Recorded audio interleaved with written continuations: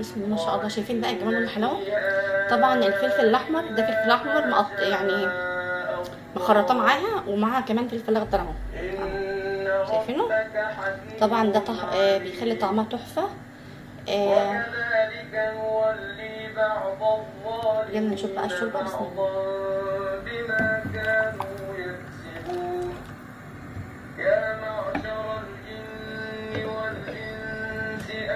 اول حاجه معايا هنا شويه دقه،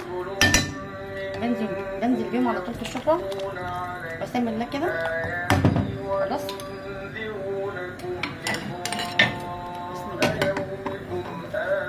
بسم الله كده.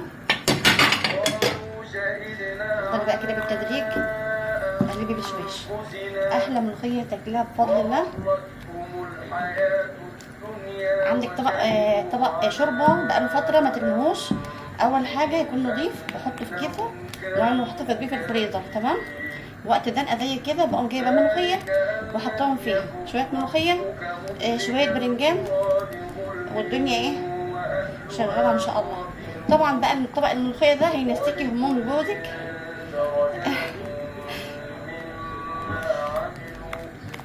اي هموم يعني، اي حاجه مضايقاك ان شاء الله طبق الملوخيه ده باذن الله هيعمل ايه، هيعمل شغل جامد يعني.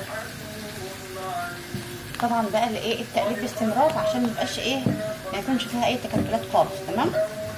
هتلاقي بقى ايه الريم الابيض ده اهو ما بيشويش كده، هقوم ايه بشيليه على طول كده اهو. حتى لو انت ما شلتوش مفيش اي مشكله، بس ايه لو انت مثلا ايه متضايقه من شكلها ولا حاجه مفيش مشكله، ممكن تشيليه. تمام. طب يلا بقى نشوف التومه كده.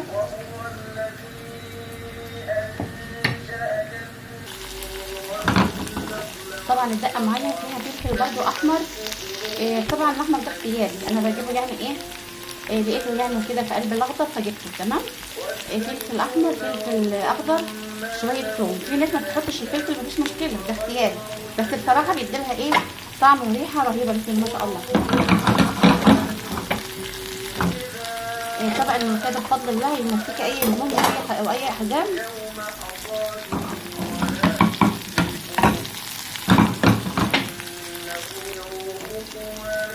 الله الريحه والجمال. بسم الله ما شاء الله.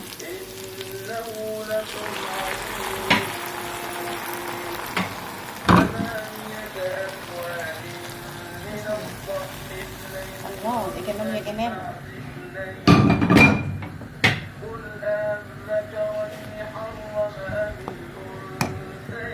شوفين بقى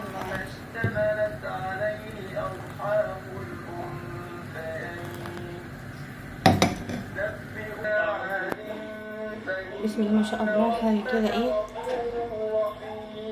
روعه.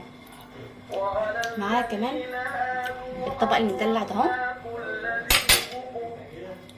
وكمان عصرنا عليه ليمون.